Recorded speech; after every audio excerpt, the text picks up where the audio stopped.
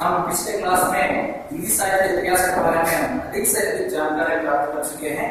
जैसा कि हिंदी साहित्य का विभाजन कैसा हुआ और हिंदी शब्द का अर्थ कैसा हुआ और साहित्य का और इतिहास का, इस तरह हिंदी रूप से हम उसके बारे में अधिक से अधिक जानकारी प्राप्त कर चुके हैं पिछले क्लास में।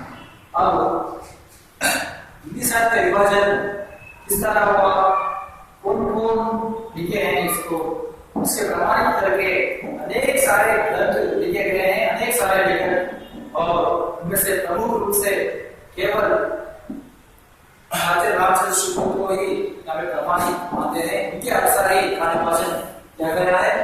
हिंदी साहित्य का काल विभाजन इस तरह है कि आचार्य रामचंद्र शुक्ल के अनुसार 4 कालों में विभाजित किया गया है। मुख्य रूप से यहाँ पर आदिकाल, भक्तिकाल, रीतिकाल, आधुनिक काल, इन 4 विभागों में विभाजित किया गया है।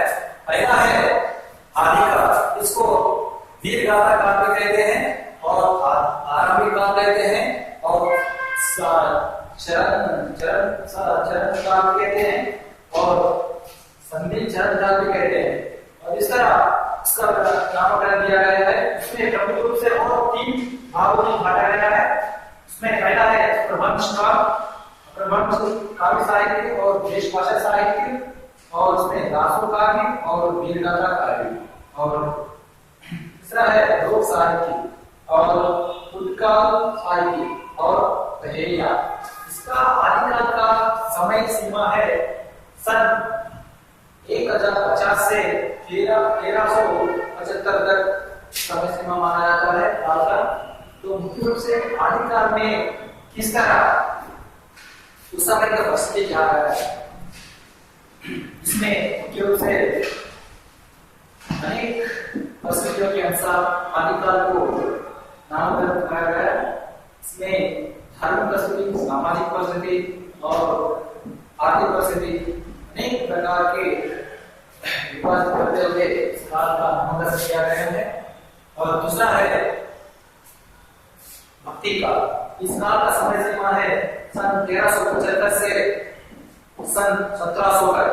इस काल को हम और एक नाम से जाना जाता है पूर्व मध्य काल। इसमें और 2 भागों में बांटा गया है। पहला है निर्गुण भक्ति और दूसरा है सगुण भक्ति। इसमें निर्गुण भक्ति में और 2 में 2 प्रकार से विभाजित किया गया है, ज्ञान शाखा, प्रेम शाखा। जैसा कि ज्ञान शाखा में संत कवि रहते हैं और प्रेम शाखा में सूफी कवि।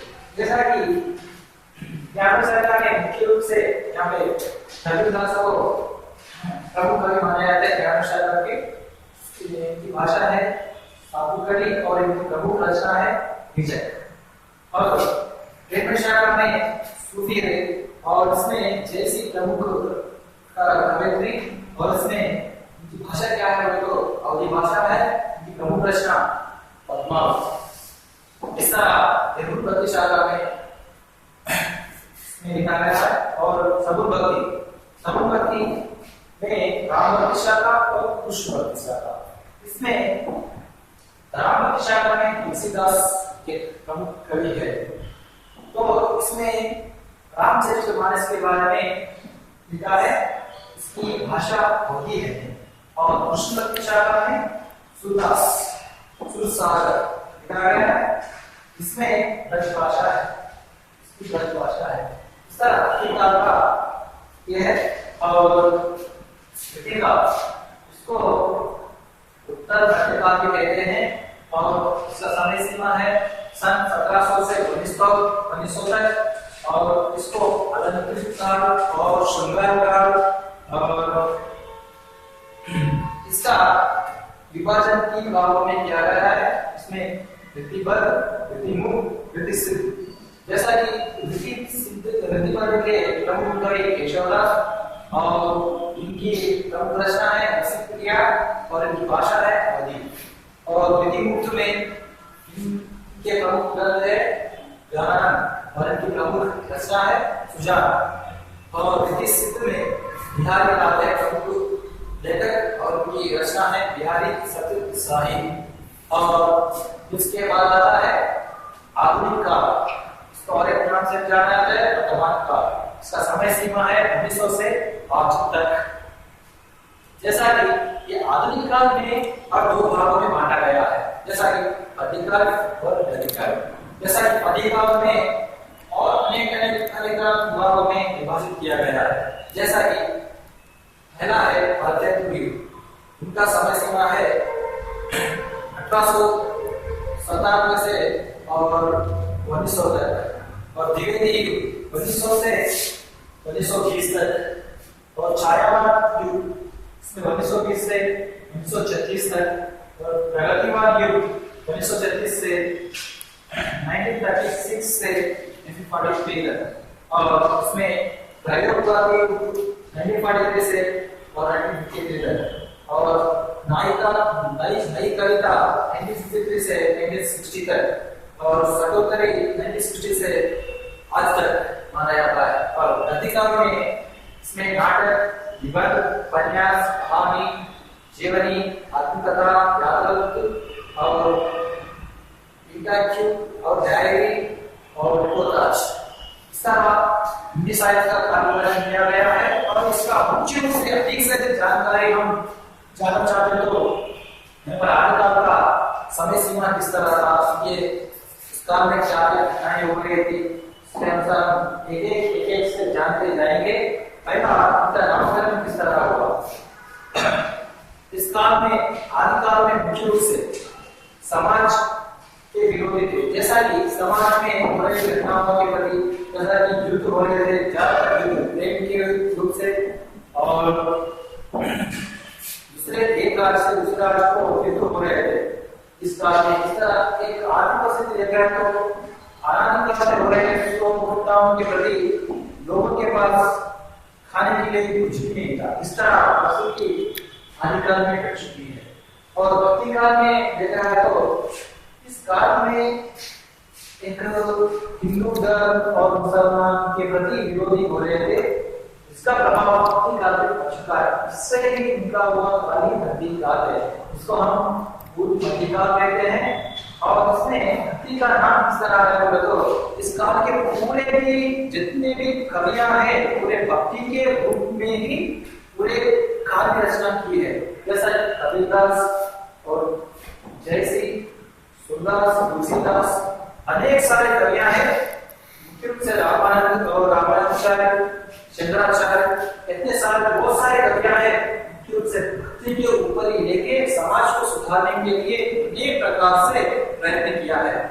इस तरह भक्ति काल का नामकरण हुआ है। और वेदी काल का नामकरण ऐसा हुआ कि इस काल में ज्यादातर कवियों ने, जैसा कि अनेक राजाओं और रानियों में एक परिवर्तन दिखा हुआ था, उस काल से निकला हुआ काल को यहाँ भक्ति काल कहते हैं। जैसा कि उस काल में एक भक्ति के रूप में समाज को सुधारना, जैसा कि समाज में अनेक प्रकार से परिवर्तन लाना, उस परिवर्तन से निकला हुआ काल ही भक्ति काल है। जैसा कि इस काल में एक समाज कैसा है, श्रृंगार अलंकार के रूप में बहुत सारा प्रसिद्ध था। जैसा कि इस काल के कवियों ने मुख्य रूप से काव्य की रचना किए श्रृंगार रूप में, जैसा कि उनके कला में रस, चंद्र, अलंकार पूरे उपयोग करते हुए काव्य की रचना की है। इसलिए इस काल को श्रृंगार काल, उत्तराधिक काल, अलंकृत काल के नाम से जाना जाता है। और आधुनिक काल इसको वर्तमान काल कहा जाता है। प्रस्तुत चलते हुए काल को हम आधुनिक काल कहते हैं, वर्तमान काल कहते हैं। इसमें सर्वगत किया गया है।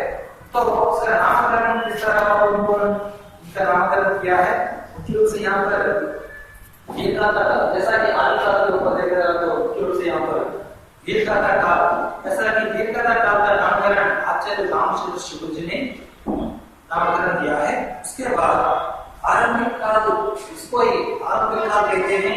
इसका नामकरण विश्वबाबू विनोद उन्होंने किया है इसका नामकरण। और कालधारा और सिद्ध सामंत काल बोलकर इसी को ही राहुल संस्कृतियान ने दिया है। और संगीत चरण का डॉक्टर राम वर्मा ने आदिकाल को नामकरण किया है।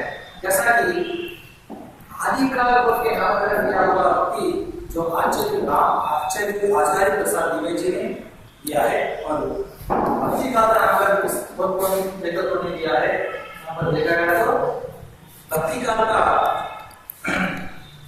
यहाँ पर तुलसीदास ने दिया है। जैसा कि यहाँ पर पूर्व मध्यकाल में कहते हैं, जैसा कि तुलसीदास एक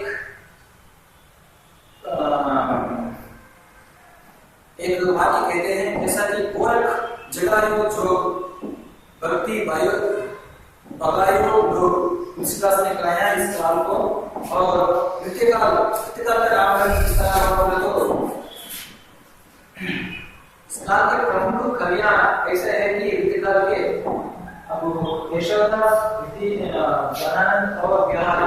ऐसा केशवदास है एक अलंकार कवि है, उनको अलंकार कवि कहा जाता है केशवदास को। और श्रृंगार कवि कहा जाता है बिहारीलाल को। और स्वच्छंदता कवि कहा जाता है गजानन को। इस तरह का अलंकृत काल कहा जाता है। जैसा कि अलंकृत काल मुख्य रूप से विश्वविद्यालय में क्या है, इसका नामकरण अलंकृत काल के। और कलाकार लोग के भी इसका नाम है कलाकार, इसका नाम भी कलाकार है। और इसका नामकरण क्या है,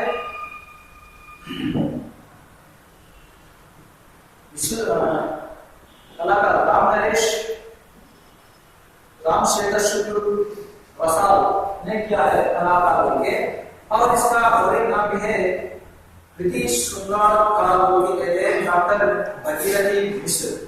और इसका श्रृंगार काल भी कहा जाता है विश्वनाथ प्रसाद मिश्र।